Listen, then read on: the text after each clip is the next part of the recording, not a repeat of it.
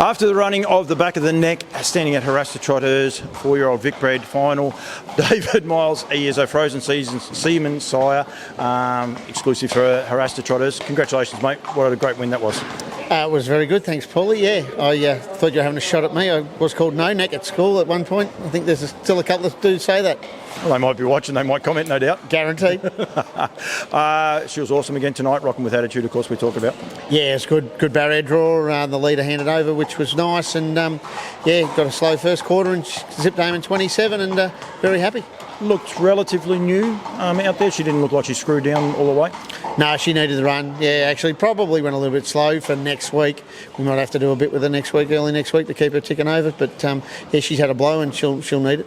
She's an exceptional filly. Can't actually remember her record. It's what she's been beaten about half a dozen times at the most. It's just she's been an exceptional filly, given so many people such a great ride. The owners are generally very boisterous. They're actually like a little bit, quiet and humbled about it, aren't they? Oh, you should have sent them 10 minutes ago, Paul. Yeah, no, they're good. They have a ball there. It's a great syndicate. There's no big money players there. They're all little bit players, which is so good. And it's a legacy of the racer paces. I think I've mentioned it plenty of times. But the syndicates, they get the little bloke into the racing, and which is fantastic. Yeah, and I think then the ride that she's taking people on, and then they enjoy it. We see what Just Believe does. The guys have got the hats, same sort of thing. Almost become cultish, if you like, in following, and proud to wear the colours, aren't they? Oh, 100%. And their family, all their family members are involved, and we've had nights at Melton where there's been 50 or 60 of them turn up. So it's great for the sport. It's great to see people like that can come from nowhere. We bought her mother for about $10,000 or $12,000 as a yearling, and it's the first foal, and the half brother made the final next week too at Maryborough the other day. He's a very different horse, but he'll be better next year. But they're going to have a great time next week having two horses in Group 1 races. Was he in race 1? No, he was in the third. He galloped just near the line. He ran.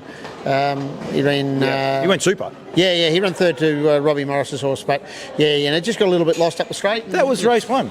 I'm telling you, that was race 1. It was the first race at Maryborough the other day, and the reason I'm being so emphatic about it. At the time of the services, because everyone's going to correct me, they're going to say, no, Volstead is standing for this or that or whatever.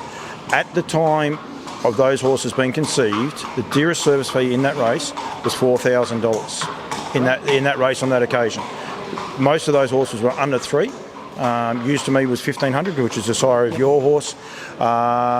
Speeding Spur, I'm in trouble because I can't remember all of them now. 10 No Trump, and there's one other horse as well in that race. But the service fees... And those horses are going in a $100,000 final. Like we there's so much negativity about this sport. Realistically, you can have a crack. And these trotters, like nights like this and days like that at Maryborough, they just highlight how great a sport we have actually got if we stop and have a look. Oh, of course, you can get horses come from nowhere. One of my best ever horses I had was $500 mare out of a $500 stallion, and he won $200,000 in 2 Group 1s. So we've had nights where we've won a Group 1 size stake final with a filly that paid $110 for the win. So, we always bring our long shots here to the races. We had a long shot here tonight. It didn't work out, but it's amazing where the winners can come from, and it's a lot of it's luck. Well, it is luck, but I think that with the trotters, we just seem to have so many, Neil McCallum going past, Heather Morrissey, she trains, the horse, and she's up there, she's got her arms crossed, she's nervous, but, they can come from everywhere, and it is a cool sport.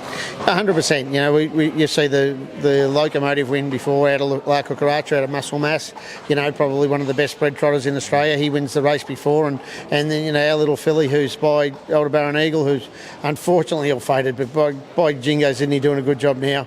Duncan McPherson ought to be, patting himself on the back for the job he's done with him. But I'm sure he's kicking himself at the same time because he's no longer with us. Oh, it was for no one's fault either. That's the thing. And we say about that Maryborough meeting, there was another little filly that stepped out, turned a few heads, called Gatesy's Gem, was a little bit of a head turner, that's for sure. I think she's turned a few more heads, and the likeness between our filly and her is incredible. I think Casey's Gem's a little bit taller and bigger, but if you stand back and have a look at them side on, they're nearly identical. And Glenn was saying to me that the traits that his has got very similar to ours, quite quirky, quite hard to train.